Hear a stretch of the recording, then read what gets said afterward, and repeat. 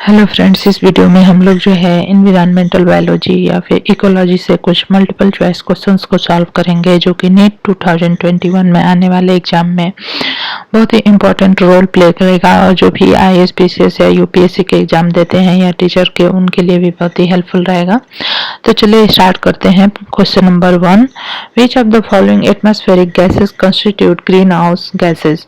तो इनमें से कौन सी गैसेस जो होती है वो ग्रीन हाउस गैसेस कहलाती है। ऑप्शन 1 है कार्बन डाइऑक्साइड, ऑप्शन 2 है नाइट्रोजन, ऑप्शन 3 है नाइट्रस ऑक्साइड और 4 है water vapour. Select the correct answer using the code given below. तो यहाँ पे जो है कि ऑप्शन 3 करेक्ट हो जाएगा, क्योंकि यहाँ पे नाइट्रोजन के ऑक्साइड जो होते हैं वो ग्रीन हाउस गैसेस में आते हैं।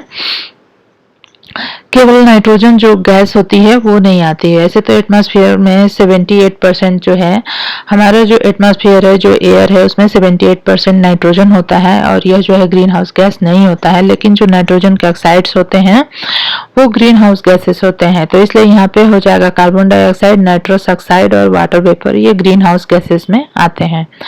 नेक्स्ट क्वेश्चन पे हम चलेंगे। Question number 2, the ecosystem comprises. Ecosystem किससे मिलके बना होता है? तो ऑप्शन 1 है all the individual of a particular species living in an area. किसी भी एक पर्टिकुलर स्पीसीज के सारे इंडिविजुअल्स जो किसी एक एरिया में रहते हैं वो जो है मिलके पॉपुलेशन बनाते हैं, ना कि इकोसिस्टम। तो इसलिए ऑप्शन 1 गलत हो जाएगा। बी जो है all the animals species living in an area, means कि किसी भी स्पीसीज का वो एनिमल हो, बहुत सारे टाइप के एनिमल्स जो किसी एक पर्टिकुलर एरिया में रहते हैं वो जो है कि एनिमल्स का पॉपुलेशन बनाएगा। मीन्स कि इकोसिस्टम को बनाने के लिए उसमें और भी सारी चीजें होती हैं, जैसे कि लिविंग और नॉन लिविंग थिंग दोनों ही चीजें कंबाइंड रूप से इकोसिस्टम को बनाती हैं। इसलिए यहाँ पे ऑप्शन बी जो है ये भी गलत हो जाएगा। सी जो है all the organism living in an area, सभी के सभी ऑर्गेनिज्म जो कि किसी एक पर्टिकुलर एरिया में रहते हैं। एंड डी है all the living organism and the non living component in an area. तो यहाँ पे ऑप्शन डी करेक्ट हो जाएगा। नेक्स्ट जो क्वेश्चन है वो है with reference to greenhouse gases के बारे में देखें। Which of the following statement is are true. Greenhouse gases के रेफरेंस में अगर हम देखते हैं तो कौन सा स्टेटमेंट जो है ट्रू होगा। ऑप्शन 1 है greenhouse gases are responsible for global warming. जो ग्रीन हाउस गैसेज होती हैं वो ग्लोबल वार्मिंग के लिए रिस्पॉन्सिबल होती हैं। बट सेकंड जो है, but for the green house gases our earth would have been too cold for life to exist। and third है atmospheric ozone। तो यहाँ पे जो है with reference to greenhouse gases, अगर हम ग्रीन हाउस गैसेज की बात करें तो कौन सा स्टेटमेंट जो है वो ट्रू होगा। तो यहाँ पे फर्स्ट, सेकंड और थर्ड तीनों ही सही है, तो यहाँ पे ऑप्शन डी करेक्ट हो जाएगा।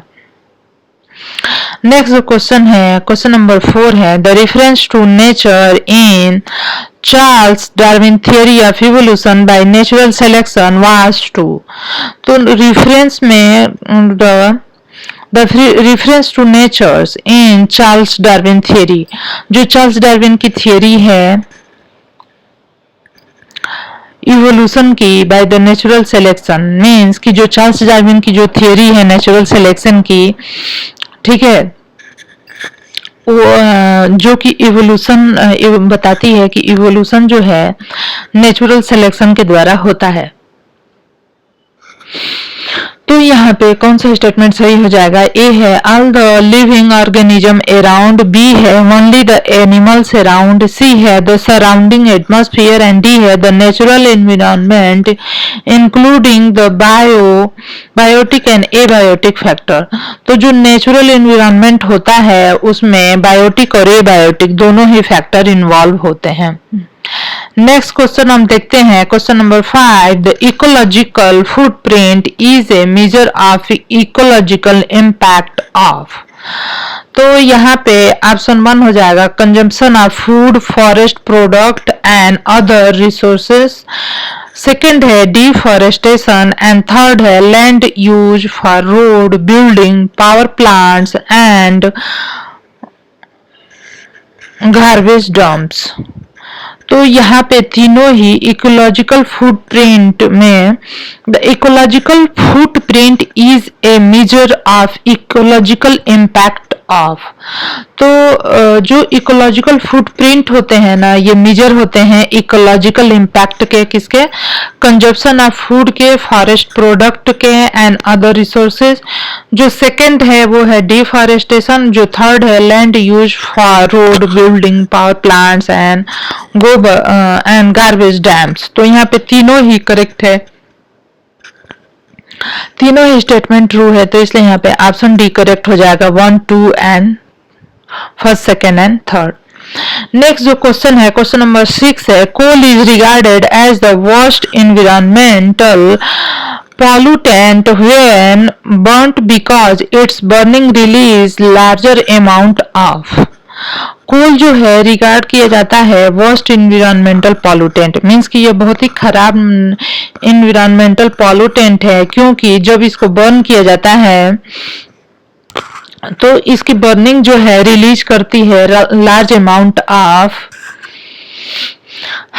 Carbon dioxide, sulphur dioxide and nitrogen के ऑक्साइड्स को। तो जब हम कोल को बर्न करते हैं तो यहाँ पे कार्बन डाइऑक्साइड, सल्फर डाइऑक्साइड और नाइट्रोजन के ऑक्साइड, ये सारे के सारे रिलीज होते हैं यहाँ पे, ठीक है। तो इसलिए कोल को रिगार्ड किया जाता है सबसे वर्स्ट एनवायरमेंटल पॉल्यूटेंट, क्योंकि ये बहुत ही ज्यादा एनवायरमेंट को गंदा करता है। क्वेश्चन नंबर 7 है, more than 50% of the world's coal deposit are held by. तो more than 50% of world's coal deposit are held by means कि कहाँ पे मीन्स कि कौन कौन सी कंट्री हैं जहां जिनको मिला के कि 50% जो वर्ल्ड का कोल डिपॉजिट है वो है, तो वो है China, India and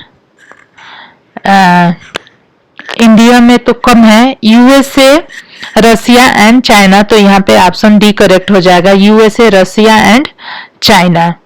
next question है, crude oil is sometime termed sweet because.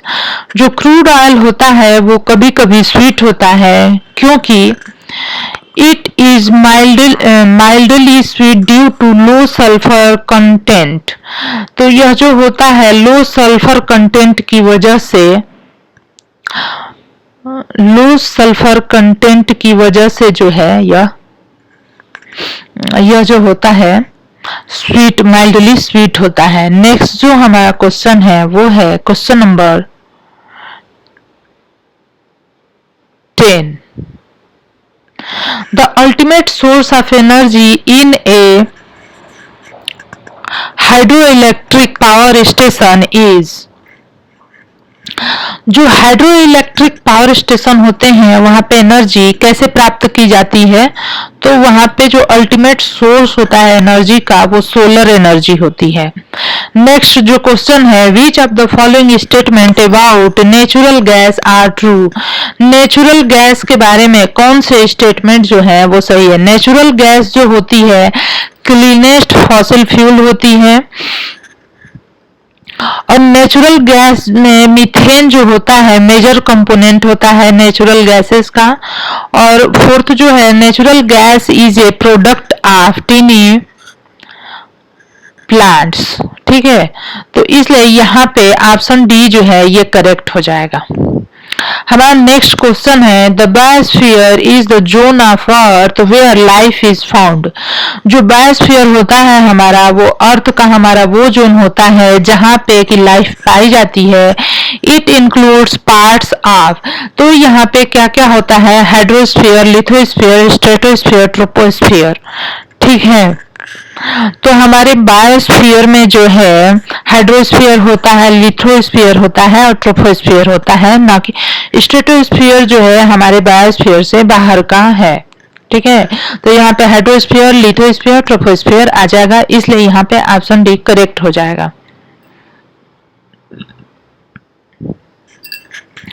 Question number 13 है, excessive emission of carbon dioxide are responsible for ocean acidification. It means that जो एक्सेसिव इमिशन होता है ना कार्बन डाइऑक्साइड का, वो responsible होता है फॉर ओशियन एसिडिफिकेशन। ओशियन में जो एसिडिफिकेशन होता है, ओशियन में जो एसिडिफिकेशन होता है, excessive emission of carbon dioxide उसके लिए रिस्पॉन्सिबल होता है। It means ocean water become acidic, and second है only the surface water become acidic. Third है the surface water only become less alkaline. तो यहाँ पे क्या होगा कि जो सरफेस वाटर होता है ओनली बिकम लेस एल्कलाइन। ठीक है, तो इसलिए यहाँ पे ऑप्शन डी करेक्ट हो जाएगा। नेक्स्ट जो क्वेश्चन है, some of the organic compound have been found to highly toxic to human health and are banned. They are known as persistent organic pollutant. This means that this compound cannot be broken down by the plants or animals. Second है being water soluble.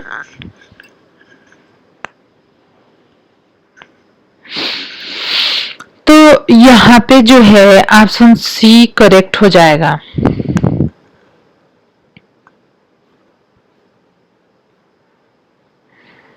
Next जो question है वो है, the liquefied petroleum gas is produced during refining of crude oil. Its major components are propane and butane. Propane और butane जो होते हैं वो एलपीजी के, लिक्विफाइड पेट्रोलियम गैस के से प्रोड्यूस होते हैं, मीन्स की रिफाइनिंग ऑफ क्रूड ऑयल से प्रोड्यूस होते हैं। नेक्स्ट जो है, the heavy water nuclear reactor use heavy water to slow down the speed of neutron. Which one of the following countries is the largest producer of such water. तो यहाँ पे option B जो है ये correct हो जाएगा, India. तो friends ये जो थे कुछ मल्टीपल चॉइस क्वेश्चन थे। अगर आपको मेरा वीडियो पसंद आता है तो मेरे वीडियो को लाइक करें, शेयर करें और सब्सक्राइब करें मेरे चैनल को। धन्यवाद।